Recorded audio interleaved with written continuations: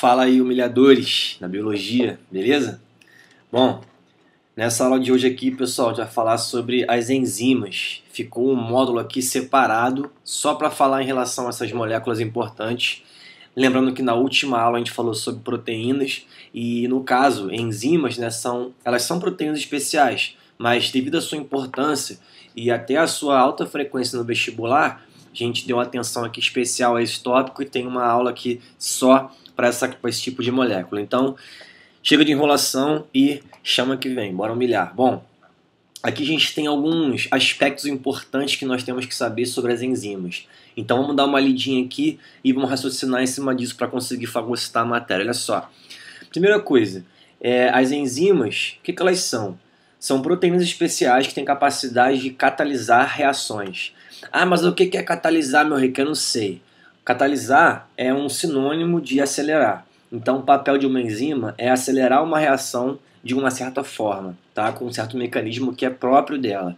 Agora, humilhadores, a gente não pode confundir catalisar com catabolizar, né? Muito embora pareça, né? Parece um com o outro, catalisar, catabolizar, catalisar, catabolizar, é parecido, mas são completamente diferentes. Catabolizar é uma reação de quebra, por exemplo, uma hidrólise, você pegar uma molécula grande, um moleculão, e você quebrar em moléculas menores, em moleculinhas, por exemplo. Então, isso é um catabolismo. Agora, a catálise é o processo de aceleração de uma reação devido a uma enzima, né? Seja uma reação catabólica ou uma reação anabólica, por exemplo, tá? Então, a catálise pode acontecer tanto com o catabolismo quanto com o anabolismo. Então, não pode confundir. Bom, e como é que uma enzima atua? De várias formas, né? Tem várias coisas que ela faz para conseguir catalisar uma reação. Mas uma das coisas mais importantes é que ela aumenta a velocidade da reação. Tá, mas como que isso é feito? Pera lá, porque o processo é mais complicado. Mas vamos com tudo. Primeira coisa importante, toda reação que uma enzima catalisa, essa enzima nunca vai ser consumida na reação. Então, numa reação padrão, o que a gente tem? A gente tem produto, né, e tem reagente.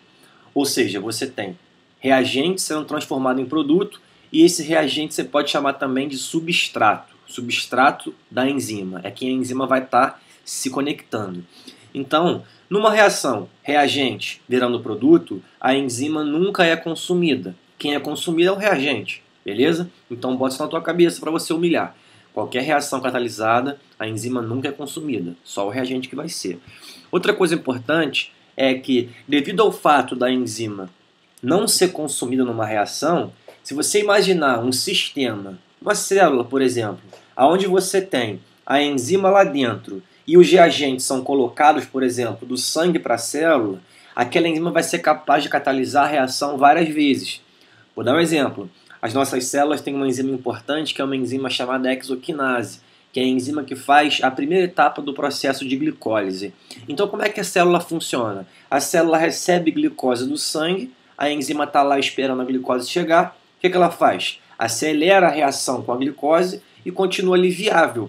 Se a célula receber mais glicose do sangue, a reação vai continuar acontecendo porque a enzima continua lá viável. Agora, ela não dura para sempre. Nenhuma enzima dura para sempre, nenhuma enzima é eterna. Então elas têm um tempo de vida útil. E quando elas ficam velhas, entre aspas, o que a célula faz? A célula acaba por degradar a enzima e depois renova. Ah, mas como é que a célula renova a enzima? Bom, as enzimas não são proteínas? São, né? E aonde que a célula faz proteína? Começa com R e termina com ribossomo. Ô glória, ribossomo, né? Então a célula vai fazer novas proteínas, novas enzimas e vai renovar aquela que foi degradada, aquela antiga que não prestava mais. Bom, outra coisa importante é que seus níveis podem ser regulados por hormônios. Como assim? Porra, imaginando ainda a célula como um sistema modelo de estudo. As reações dentro de uma célula não são constantes, não tem uma taxa constante. Por exemplo, uma célula não fica fazendo glicólise numa taxa constante a todo momento. Uma célula não fica sintetizando glicogênio numa taxa constante a todo momento. Essa velocidade da reação, essa taxa de reações, ela tende a variar. Então, por exemplo, quando nós fazemos atividade física, o que vocês acham?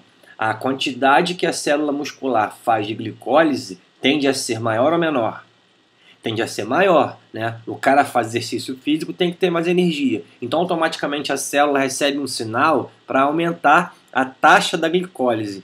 E como que a célula aumenta a taxa da glicólise? Ou ela coloca mais enzimas da glicólise dentro da célula, ou ela ativa essas enzimas. Então, fagocito é uma coisa importante. Os níveis de enzimas intracelulares ou a ativação e inativação das enzimas intracelulares é essa variação que dita para onde vai o metabolismo da célula. Foi que foi? Beleza, show. Outra coisa importante é que as enzimas possuem alta especificidade. Um exemplo clássico são as enzimas intestinais. Se você coloca a sua saliva num copo com água e coloca uma bala House, a saliva vai atuar em cima da bala. A saliva vai conseguir hidrolisar a bala. Por quê? Porque a bala é carboidrato. E na saliva tem uma enzima chamada amilase salivar, que atua em cima de carboidratos. Beleza, o processo aconteceu tranquilamente. Agora, se nós pegarmos, ao invés de colocar a bala e colocar um pedaço de carne, o processo não vai ser igual. Não vai acontecer a digestão, a hidrólise da carne. Por que não? Porque a enzima que está na saliva, a amilase salivar, ela atua em carboidrato. Ela é específica para amida e glicogênio e não para proteínas que tem na carne. Então aquela carne vai ficar no copo com saliva ou glória, mas não vai ser digerida. Então uma coisa muito importante é fagocitar isso, humilhadores. As enzimas possuem alta especificidade com os seus substratos, com que elas vão se ligar. Show de bola. Aqui, isso aqui não é tão importante para o vestibular, tá? Mas as enzimas podem ser classificadas de acordo com a função que ela faz. Então, por exemplo, enzimas que são oxirredutases, elas fazem transferência de elétrons e de hidrogênios. Então, por exemplo, desidrogenases, elas tiram hidrogênio, tiram elétrons de algum substrato. No caso, ela faria uma oxidação desse substrato. Ela pode também, eventualmente, fazer uma redução, tá? As enzimas que fazem esse processo, as oxirredutases, elas eventualmente elas usam como fatores para a reação acontecer as moléculas chamadas de NAD, FAD ou NADP. Tá? Vocês conhecem muito bem isso quando estudam fotossíntese e respiração celular, né? Então, elas fazem isso. As transferases, como o nome diz, transfere alguma coisa. Então, por exemplo, transaminase, o que ela vai fazer? Vai transferir a amina. São enzimas importantes que atuam no metabolismo de aminoácidos. As quinases, que são uma das mais numerosas, né? São enzimas que atuam transferindo um radical fosfato. Tá? A gente tem fosfoprotoquinase, piruvato quinase, creatina quinase, um monte de enzima quinase aí na célula. As hidrolases são muito famosas, são as enzimas intestinais, por exemplo. Ó, elas fazem o quê? Fazem hidrólise. E as ligases atuam fazendo ligações. Então, por exemplo, as DNA ligases são enzimas que catalisam as ligações fosfodiéster para unir os nucleotídeos do DNA ou do RNA. Tá? Então, cada enzima tem uma classificação. Mas no vestibular isso aqui não é muito cobrado, então você não tem que se preocupar. Show! Tem que se preocupar com isso aqui. O que é isso? Isso aqui é um modelo clássico de uma reação catalisada por uma enzima. Então, o que está acontecendo aqui? A gente tem a sacarose, que é o reagente, que é o substrato, né? Nós temos aqui a enzima, que é a sacarase. Aí a pessoa olha assim e fala: ô Glória, meu rei, mas cadê o produto? Calma, olha aqui no final, glicose e frutose são os produtos. Então essa reação aqui, como é que ela é em linhas gerais? A gente tem sacarose virando glicose e frutose. Então aqui tem uma quebra, tem uma hidrólise, é uma reação catabólica. A enzima sacarase é uma enzima intestinal que a gente tem que atua justamente fazendo esse processo, a hidrólise da sacarose. Como é que esse negócio funciona? Olha só. A enzima ela tem uma região, que é uma região onde o reagente vai estar se conectando. Se a gente se atentar bem aqui, existem duas formas aqui específicas da enzima onde rola um encaixe. Perceberam? Repara só. Então a sacarose vai encaixar aqui. A glicose da sacarose, ainda conectada, vai se encaixar aqui. A glicose, por sua vez, que está na sacarose ainda, vai se encaixar aqui. Depois que aconteceu a ligação enzima com reagente, ou seja, sacarase com sacarose, o processo catalítico vai acontecer, ou seja, a reação vai ser acelerada. Então nós temos aqui que processo acontecendo? Ó, justamente a quebra dessa ligação aqui que une a glicose com a frutose, que é uma ligação chamada ligação glicosídica.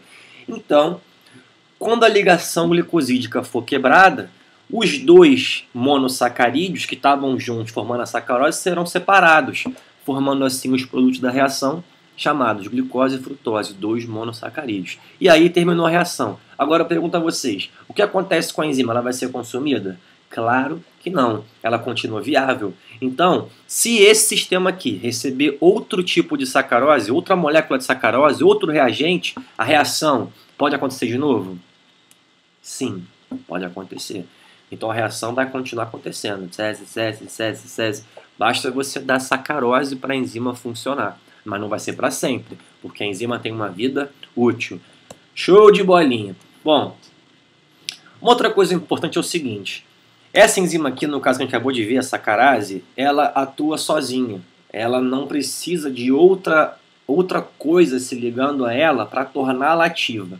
Então ela é uma enzima pura, ela está sozinha. É uma proteína simples, ela não se conjuga com ninguém.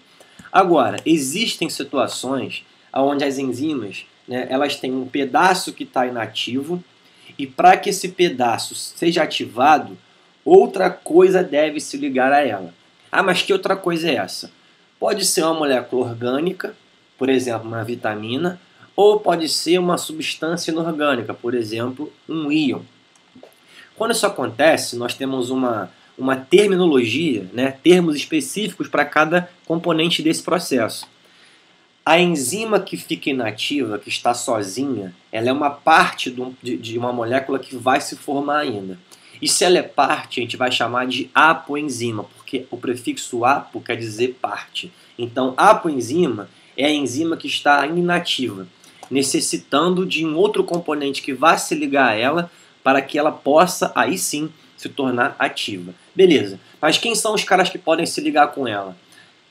Coenzima é justamente a molécula orgânica que pode se ligar à apoenzima para torná-la ativa.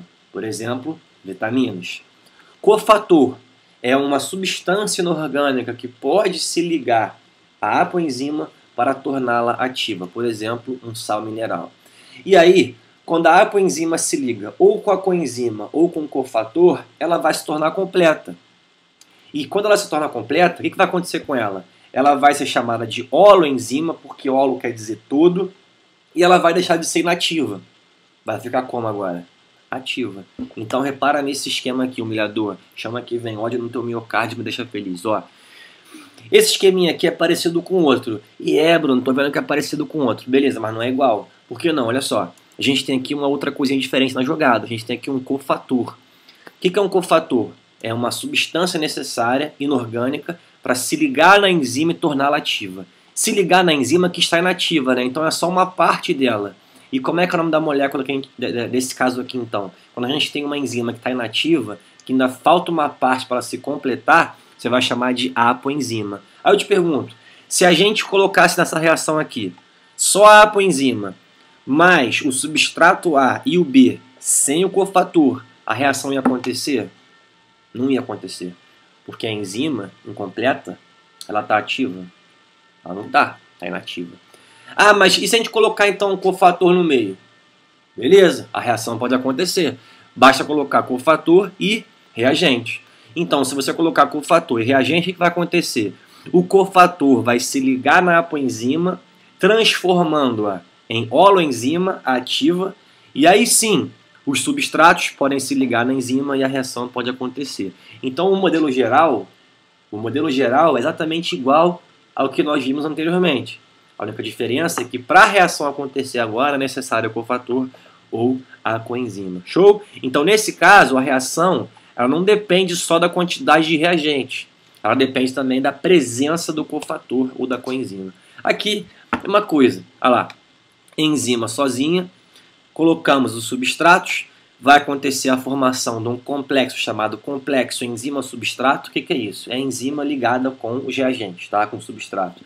Depois disso, ela faz a formação do produto e ela volta a ficar livre para poder fazer outra reação caso nós demos mais substratos, reagentes. Show de bola?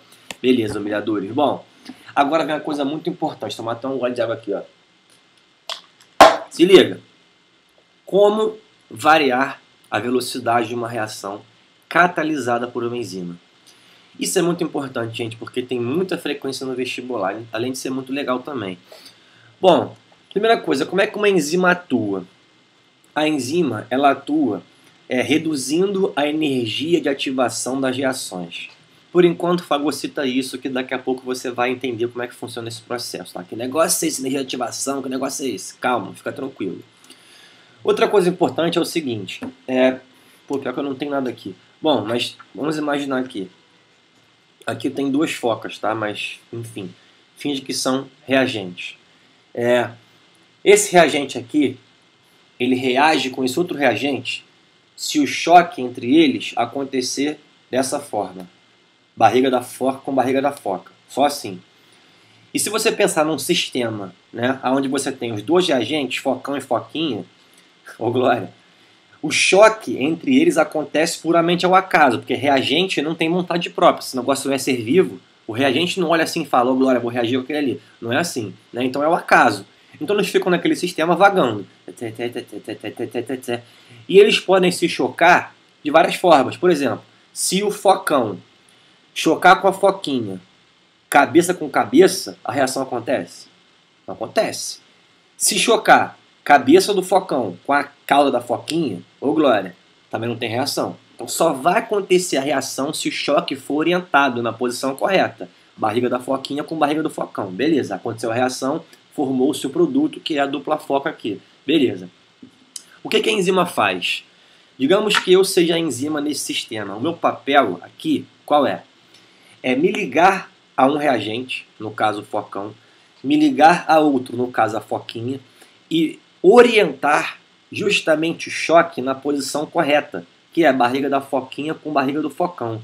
E depois que esse choque na posição correta aconteceu, o produto vai ser formado e eu vou simplesmente liberá-lo e voltar a ficar na minha forma inicial. Para quê? Para que se eu ganhar outro reagente focão e outro reagente foquinha, eu possa fazer a reação de novo. Então, o papel de uma enzima é facilitar o choque orientado entre os reagentes, o choque na posição correta. Caso seja uma reação, né, de síntese, como essa, tá? Mas enfim, o processo é mais ou menos esse.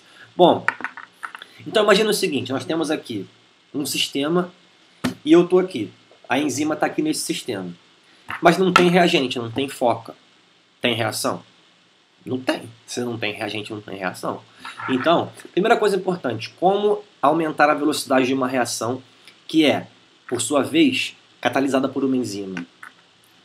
Aumentando a quantidade de reagentes. Então, se você tem uma enzima, não tem reagente, não tem reação.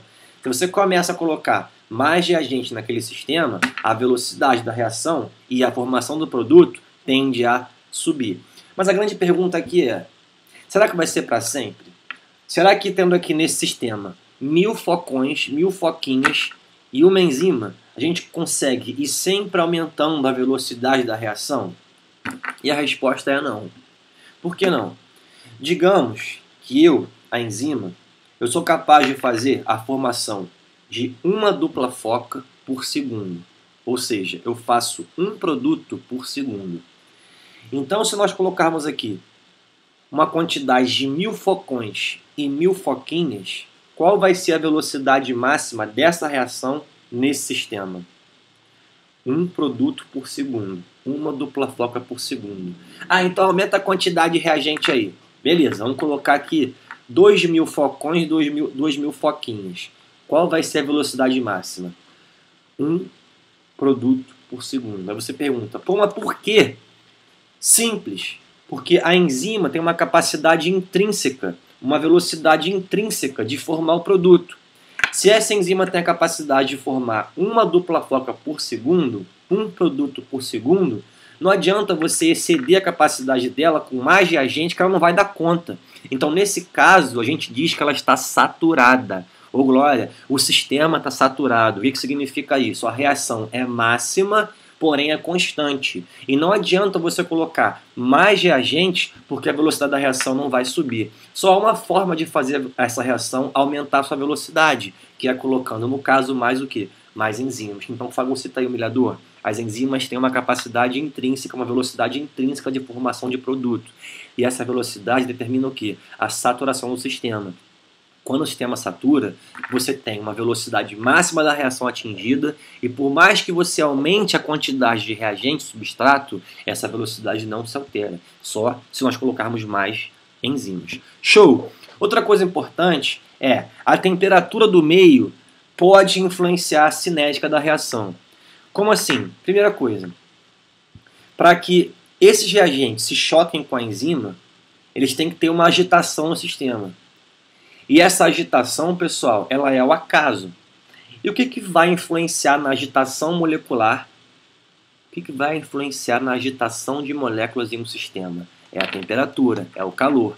Então, se você começa a aumentar a temperatura, fornecer calor, as moléculas se agitam mais, então tendem a se ligar com mais facilidade à enzima, então isso vai acelerar a reação.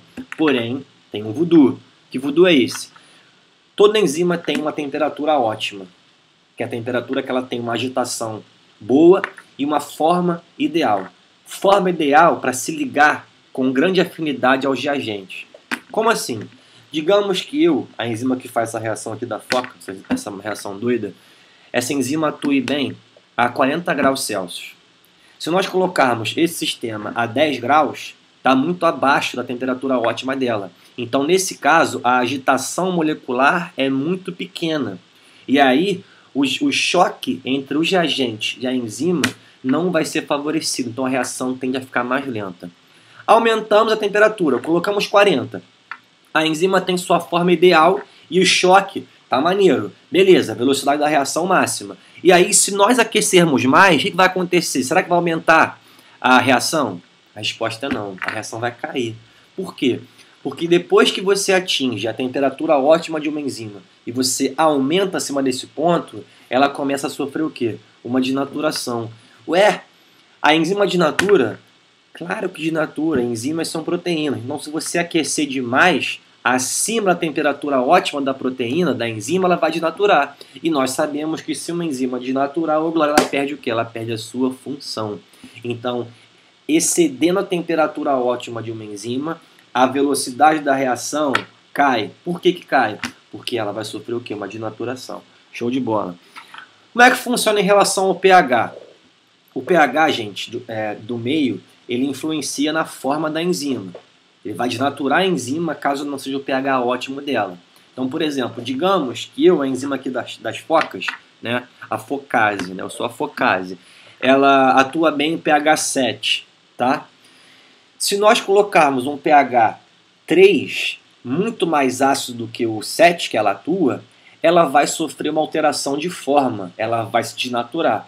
Da mesma forma, se nós colocarmos um pH 11, bem mais alcalino, bem mais básico, muito acima de 7, que é o ideal dessa enzima, ela também vai desnaturar. Então, no caso do pH, tanto faz. Você pega num ponto ótimo, nesse caso aqui é 7, e acidifica, vai para 3, ou alcaliniza, vai para 11, vai acontecer a desnaturação. E se a enzima desnaturar, perde sua forma original, perde o quê? Função. Então, a reação tem sua velocidade reduzida. Outra coisa interessante é a concentração dos cofatores e coenzimas. Pô, se uma enzima para funcionar tem que ter um cofator ou coenzima, se você colocar 1 milhão de enzimas, 1 milhão de reagentes, não tem cofator, não tem reação. Então tem que ter cofator também, caso seja necessário. Tá? Outra coisa é o tempo de reação. Por exemplo, para uma enzima atuar, tem que ter um tempo para ela se expor aos reagentes. Não adianta eu pegar aqui os reagentes e colocar assim, ó, botar a enzima aqui 1 segundo e tirar, botar a enzima aqui e tirar, botar a enzima aqui e tirar. Não dá. Tem que deixar um tempo para que ela possa se chocar com o reagente e fazer a reação acontecer. Então tem que ter um tempo mínimo de reação. Outra coisa importante é se tem ou não a presença de inibidores. Muitas reações podem ter inibidores naturais do nosso corpo, tá? Ou inibidores que vêm de fora. Existem fármacos que inibem reações, por exemplo, tá? A gente vai falar um pouco mais disso daqui ao longo da aula. Beleza? Então fagocita esse processo porque vai ser sucesso. Bom, eu vou deixar esse foco aqui, esse gráfico para a próxima aula, porque a gente já passou aqui um tempo legal, tem uns 25 minutos. Então essa foi a parte 1 da aula de enzimas. Espero que tenham gostado, humilhadores. Chora agora, reaprovado. Se não aguenta, irmão, não se envolve, chama que vem. Se gostou, curte o canal, se inscreve aí, compartilha no Facebook, segue no Instagram, @piresbru, e não deixe de procurar daqui a pouco, né, a próxima aula. Essa semana eu devo colocar no ar já. Então é isso aí, sucesso nos estudos, grande abraço, até a próxima. Irá. Tchau, tchau.